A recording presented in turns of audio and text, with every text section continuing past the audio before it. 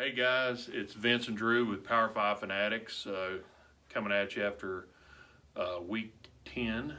And it's Wednesday, and the college football playoff rankings just came out, so everybody was excited to see that. A lot of people, some of the placements of the team might be a little bit controversial, but it all goes back to if your team takes care of business. And if you're in the those top ranked teams, you're going to be in there anyways. The biggest glaring difference as opposed to a lot of polls was Clemson being at 5 instead of 4. Well, and I also think another controversial point that a lot of people had were having some undefeated teams ranked below 2 loss teams. In fact, we're about to eliminate a 2-loss team and not eliminate another team that's ranked below them. So that's kind of controversial to some people as well, but I also understand, the playoff committee puts a lot of things into consideration here. They have all their metrics, computer Sagarin ratings, and so all that.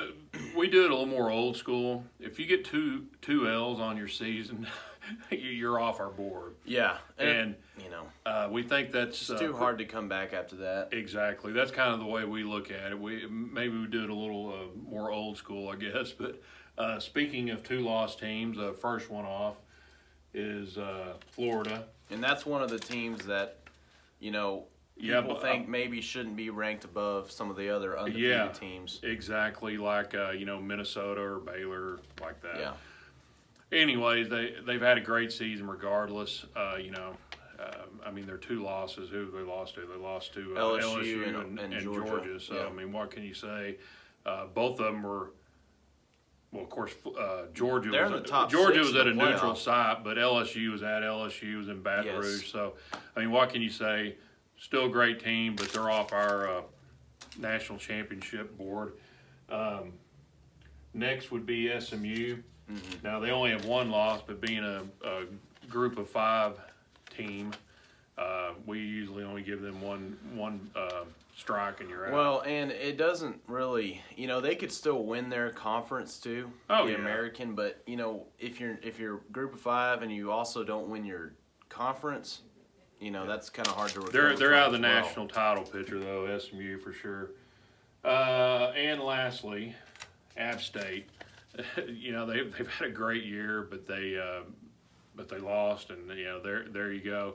They've really had a great year, and their defense at times this year just looked rock solid. Well, and they get to play South Carolina coming up. Yeah, pretty I'm quick. interested to see what happens on that. They might be favored. South Carolina's a pretty good team though, so we'll see. But they really might. App State, you're out. So it leaves us guys with 12. So we're really whittling it down. Yeah. Unfortunately, last weekend didn't leave us with a whole lot of chaos. And a lot of there wasn't a whole lot of games, really. So many teams were off. So, obviously that kind of kept a lot of these teams in the clear. But the 1-loss teams that did play, won, like Wake Forest, Utah and Oregon, all those teams, they're still hanging in there. So, well, if you look at what's left here, I think it's indicative to how people would rank the conferences, or at least how we rank it. The best conferences have the most teams.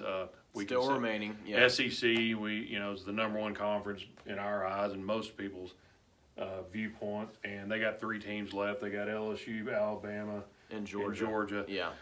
Second best conference, Big Ten. They have 3 also. They got Minnesota, Penn State, and Ohio State. Right. And then the next one would be the Big 12. They got 2. Okay. Baylor and Oklahoma.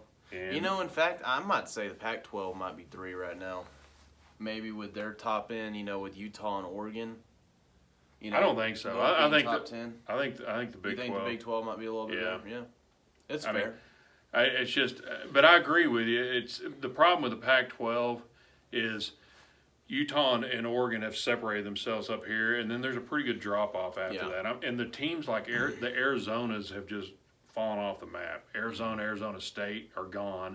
California, forget about it. Stanford's not. Colorado's not looking good all of a sudden. So yeah.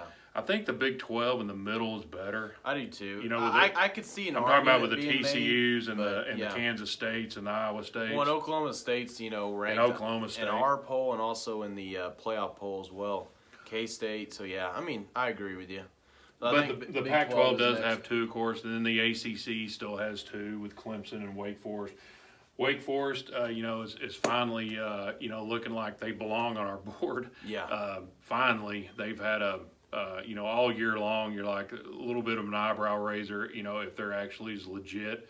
I think they are legit now, and so they kind of had the win they needed. Well, guys, we're moving on to the gritty part of the season. We got some huge games this weekend. Y'all get excited because this is when college football really gets fun. Obviously. And try to enjoy it while you can, too, because it goes quick. LSU, Alabama, the new game of the century. Yeah, Minnesota and Penn State. Yeah, and there's some really good ones. There's going to be good ones every week from here on out. But anyway, we look forward to sharing some time with you again. Like, subscribe, share, hit the notification bell. We'll have more videos this week. Thanks. Thanks, guys.